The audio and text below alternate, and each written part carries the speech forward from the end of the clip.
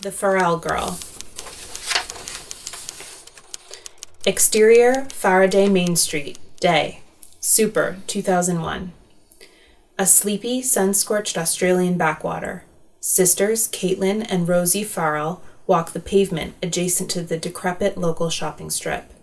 Caitlin, 12, underfed, undergroomed, and shabbily dressed, is a modern-day urchin with attitude.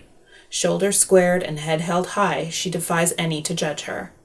Rosie, 10, is as ragged and malnourished as her sister, yet a good 2 inches shorter and by degrees more vulnerable. She draws close to Caitlin and averts her gaze from townsfolk who eye the two girls with open disdain. Why didn't they say something? Tell someone. That's what people said when it was all over. We would have helped them if we'd known. The same people that turned their noses up at the sight of us, sniggered as we passed by. We knew what we were in Old Faraday Town. Caitlin and Rosie pass a newsagent where a group of children stand out front gobbling sweets and comparing comic books.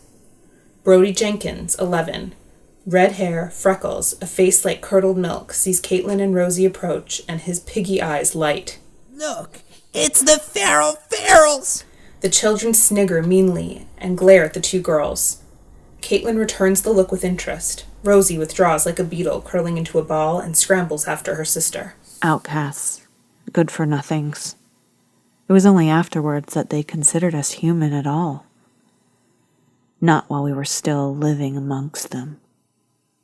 Not then. Interior, general store, day. The store owner, 55, a blubbery walrus of a man, eyes Caitlin and Rosie with suspicion as they enter. He moves from behind the cash register to trail them at a distance. Caitlin claims a shopping basket and moves with authority along the center aisle. Rosie follows, uncomfortably aware that they are being watched. Equally aware but unperturbed, Caitlin scours the shelves for an elusive item. Dad'll kill us when he finds out we've taken the money. He won't even notice. Him and Uncle Jimmy will be that juiced up by the time we get back. Anyway, I took the money, not you. I have to buy Annabelle a present. Caitlin frowns as the contents of the shelves continue to disappoint her. But I don't want you to go to the party and leave me all alone. Please, Katie. Caitlin assumes an ease she does not truly feel. Oh, you'll be all right. It's only for a couple of hours. Anyway, you won't be alone. Michael will be there. Michael? Caitlin spies a rack of B-grade VHS tapes. She rushes to it eagerly and quickly decides on a romantic comedy. This'll do. She'll like this. Do you think so, Rosie? Rosie shrugs petulantly. I thought you hated Annabelle Russell. Anyway. I do, but it's a party. I never get invited anywhere. Exterior, Faraday Main Street, day.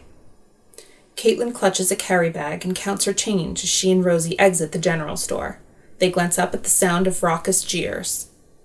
Hemmed in a taunting circle of children is Peggy Young, 63, a squat keg in gumboots, oversized cardigan, and a bright floral sack dress.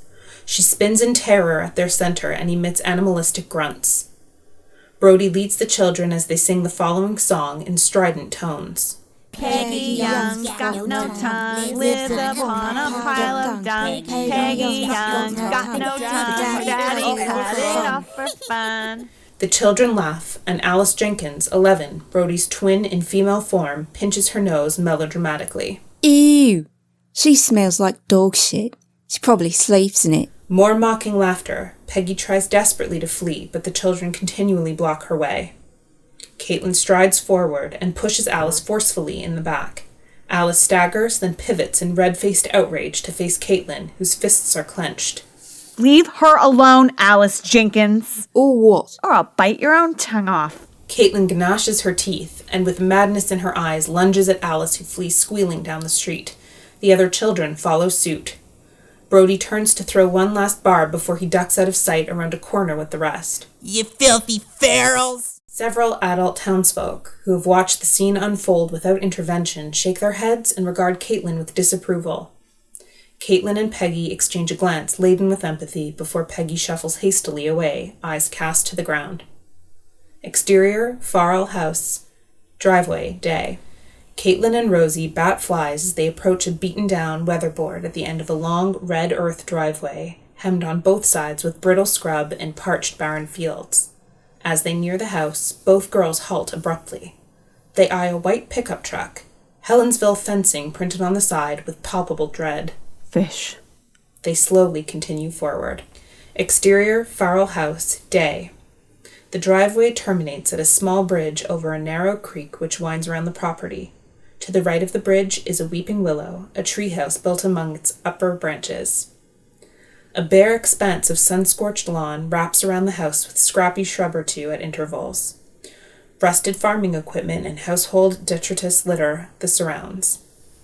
A rickety veranda at the front entrance, its paint peeling, its timber boards broken and askew, reflects the decrepit state of the rest of the house. Loud music and coarse male laughter carries from the rear of the property. Caitlin and Rosie approach the house warily.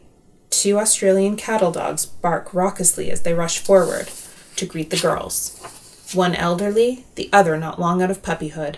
Shush! The older dog soon settles, but the younger is excitable.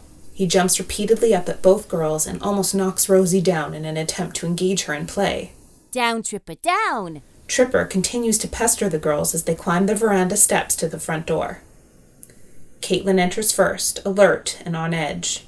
Rosie shoves Tripper away as she follows her sister inside. Go on, git! Go play with Bandit. The dog firmly dispatched, Rosie closes the door softly behind her.